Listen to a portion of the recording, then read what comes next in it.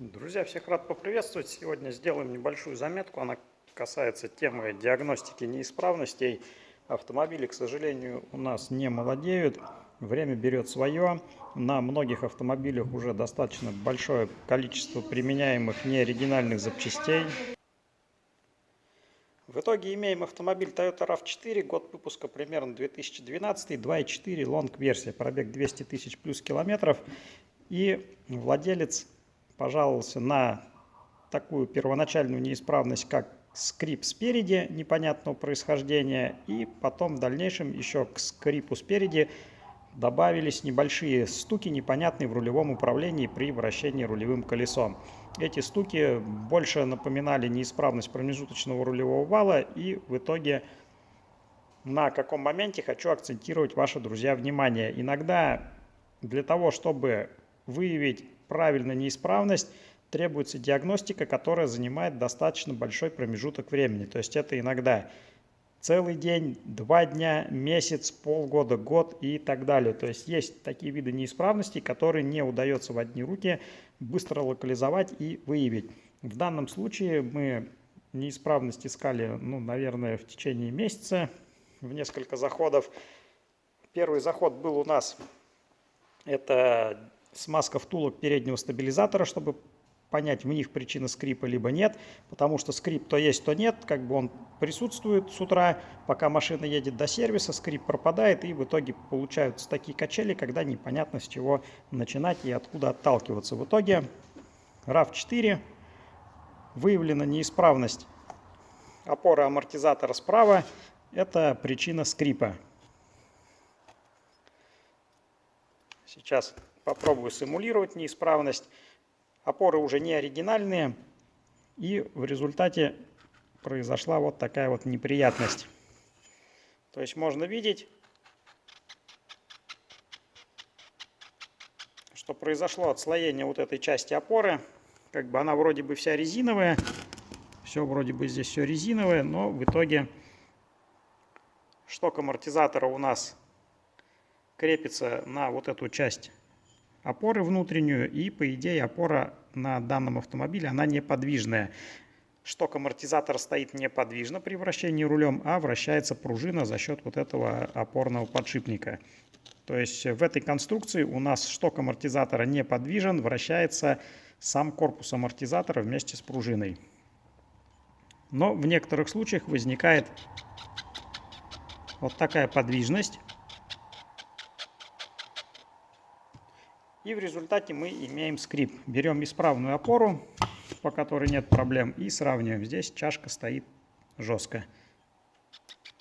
Здесь чуть-чуть плавает, и это именно и является причиной скрипа. Причем, когда автомобиль вывешен на подъемнике, мы этот скрип диагностировать не можем. Он проявляется именно, когда автомобиль нагружен, и то не всегда, а в определенных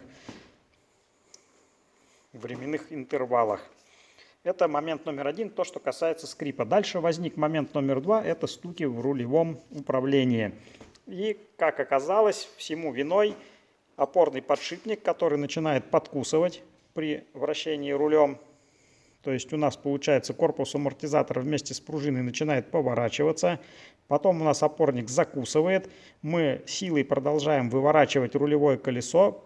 Пружина деформируется и резко страгивает опорник, который издает в итоге специфический стук, передающийся на элементы рулевого управления, и косвенно можно подумать, что у нас присутствует неисправность либо рулевой рейки, либо промежуточного рулевого вала. Поэтому, друзья, не всегда диагностику можно сделать быстро. Однозначно ее практически невозможно сделать дистанционно по телефону, потому что в каждом конкретном случае могут быть абсолютно разные причины проблемы. То, что касается опорника, в разгруженном виде проблем никаких нет по опорнику, все работает нормально, никаких вопросов не присутствует. Начинает он подкусывать именно только при нагрузке. Опорник видно смазанный. Как бы вопросов нет, смазка есть, но мне была непонятна причина стуков. Я думаю, что причина стуков кроется в продавливании вот этой вот наружной обоймы подшипника условно, потому что вот здесь вот мы видим, появляются специфические выработки, которые камера нам не передаст, но если мы начнем прощупывать опорник, то мы выявим небольшие деформации металла. То есть это будет не ровная поверхность, а с такими небольшими углублениями. Ну и, видимо, в каких-то определенных режимах это дает нам подкусывание опорника.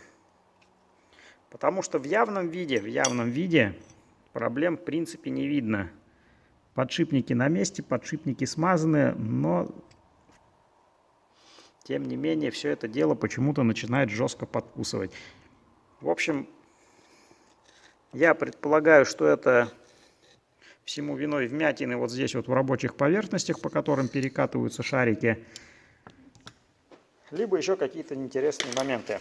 Поэтому берем на заметку, что вот такие интересные случаи бывают, такие интересные случаи диагностируются не быстро и не просто.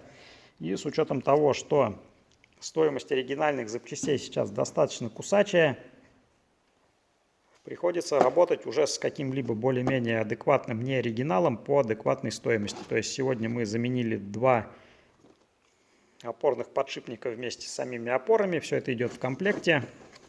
И цена вопроса составила за комплект порядка 10 тысяч рублей. Если рассматривать Каябу, то там только один комплект получался в районе 10 тысяч. То есть любые ремонты автомобиля сейчас, честно говоря, ударяют по кошельку владельцев. Поэтому грамотная диагностика